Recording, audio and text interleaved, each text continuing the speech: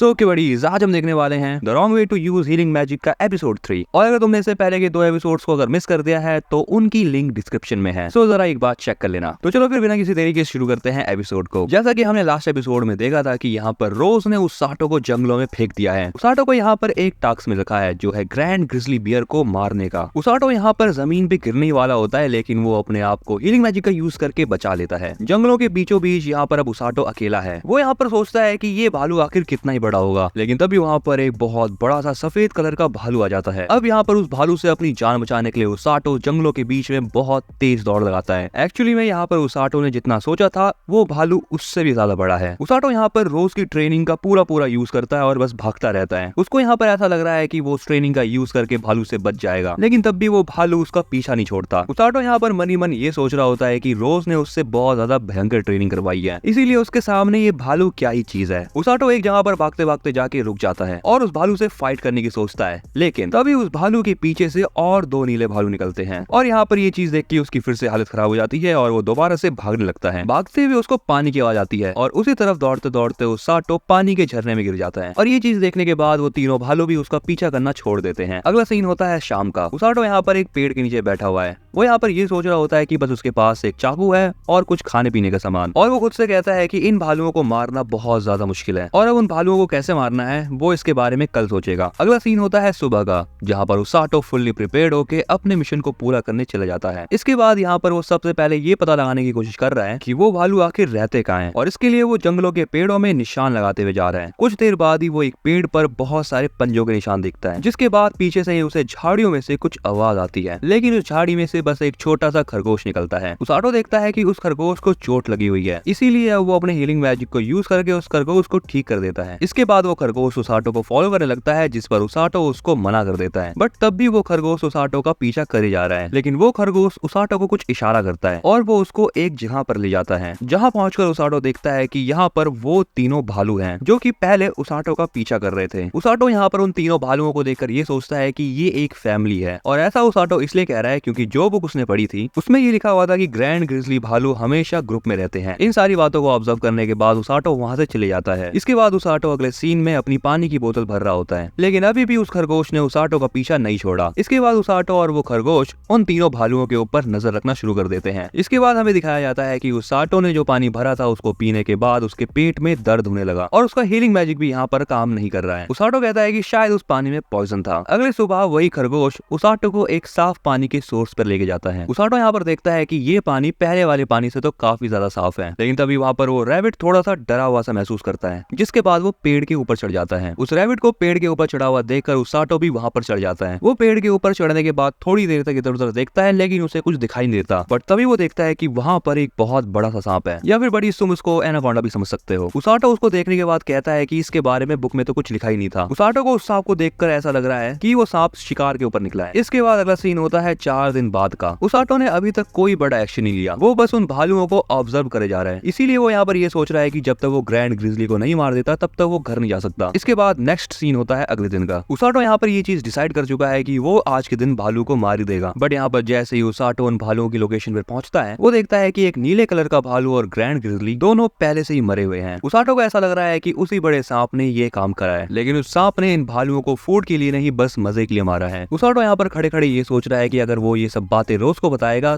तो वो सही नहीं रहेगा, लेकिन तभी वो देखता है कि जो छोटा वाला नीला भालू है वो अभी तक बचा हुआ है, और वो छोटा भालू उन दोनों भालुओं को देखकर रोने लगता है, और उसाटो ये सब देखकर ये सोचता है कि वो इन सब चीजों का बदला लेगा। अगला सीन होता है रोज के घर का। यहाँ पर काजुकी और सूजने उसाटो से मिलने आए हैं, बट टॉम उन्हें बताता है कि उसाटो बहुत दिनों से बाहर है। ये सुनकर काजुकी को टेंशन होने लगती है कि इतने दिन से उसाटो बाहर क्या कर रहा है, जिस पर टोंग उसे कहता है कि रोज ने यही डिसाइड करा है तो क्या कर सकते हैं। ये सुनने के बाद काजुकी और सूजने वहाँ से चले जाते हैं। वापस जाते हुए सूजने काजुकी से कहती है तुम्हें उसाटो की कुछ ज्यादा चिंता हो रही है, जिस पर काजुकी उससे कहता है कि क्यों आपको नहीं चिंता हो रही, लेकिन सूजने कहती है कि टेंशन की कोई बात नहीं क्योंकि रोज उसके साथ है, और सूजने को पूरा भरोसा है कि उसाटो वन पीस में वापस आएगा। अगला सीन होता है उसाटो का, जहाँ पर उसाटो बहुत ज्यादा प्रिपेयर कर रहा है उस सांप को मारने के लिए, और वो रैबिट से मदद मांगते हुए कहता है कि वो स्नेक आगे रहता कहाँ पर है। यहाँ पर थोड़ी देर तक उसाटो और रैबिट उस सांप को ढूंढते हैं, और जैसे ही वो सांप उन्हें दिखता है उसाटो देखता है कि जो भालू बच गया था वो सांप से अकेले ही लड़ रहा है, लेकिन यहाँ पर उसाटो भी सांप को देखकर बहुत ज्यादा डर जाता है। उसाटो थोड़ी देर तक सांप की आंखों में देखता है, लेकिन वो सोचता है दुनिया की कोई भी चीज रोज से ज्यादा डरावनी नहीं है। और ऐसा बोलने के बाद वो सांप के ऊपर अटैक करने के लिए आगे बढ़ता है। यहाँ पर सांप उसाटो को खाने वाला होता है, लेकिन उसाटो बच जाता है। बट इसके बाद मौका दिखता ही उसाटो अपने वेपन से सांप की आंख पर मार देता है, लेकिन वो सांप भी अपने पूंछ का अटैक करके उसाटो के ऊपर हमला करता है, जिससे उसाटो को चोट लगती है और वो पेड़ के पास जाके गिरता है। बट वो अपनी हीलिंग मैजिक का यूज करके खुद को हील भी कर लेता है, और सांप जैसे ही उसके ऊपर दूसरा अटैक करे उससे पहले ही उसाटो उसके ऊपर अटैक करने के लिए भागता है, लेकिन वो इस बार खुद को बचा नहीं पाता और सांप अपने दांतों से उसके हाथ को जकड़ लेता है, जिससे उसाटो के हाथ से खून भी निकलता है। उसाटो यहाँ पर अपने हीलिंग मैजिक का यूज भी कर रहा है और इसी के साथ साथ वो अपने चाकू से सांप के मुंह के अंदर अटैक भी करते जा रहा है, और दर्द के मारे वो सांप उसाटो को छोड़ देता है। उसाटो यहाँ पर ये चीज नोटिस करता है कि उसको अब हर चीज धुंधली दिख रही है। इसका मतलब उसाटो की बॉडी में अब पॉइजन फैल रहा है, लेकिन अब उसाटो को यहाँ पर पता चल चुका है कि पॉइजन से कैसे हील करना है, क्योंकि जिस समय उसाटो ने उस जहरीले पानी को पिया था, उसाटो उसी समय ही पॉइजन से भी हील करना सीख गया था। उसाटो के साथ फाइट में अब उसकी मदद वो छोटा सा भालू भी कर रहा है, और इसी चीज का यहाँ पर फायदा उठाते हुए उसाटो अपनी फिस्ट से उस सांप की आंखों के ऊपर ही एक बहुत जोरदार अटैक करता है, और इससे वो सांप गिर जाता है। इसके बाद दोबारा से अपने लकड़ी का टूल यूज करते हुए उसाटो सांप के ऊपर एक के बाद एक अटैक करता है, एंड यहाँ पर फाइनली वो सांप यहाँ पर मर जाता है। जिसके बाद उसाटो उस भालू से कहता है कि मैंने फाइनली तुम्हारा बदला ले लिया, लेकिन तब यहाँ पर उसाटो देखता है कि वो सांप फिर से उठता है और उसाटो को बस खाने ही वाला होता है। उसाटो को यहाँ पर ये चीज देखकर बिल्कुल भी भरोसा नहीं होता और वो फाइनली अपने दोस्तों को याद करने लगता है, और वो कहता है कि ये सारी की सारी गलती रोज की है। बट तभी यहाँ पर रोज ऊपर से कूद कर आती है और उस सांप के सर पर अपनी लात मारती है, और अब इस बार ये सांप एक्चुअली में मर चुका है। रोज को अपने सामने खड़ा देखकर उसाटो उससे पूछता है कि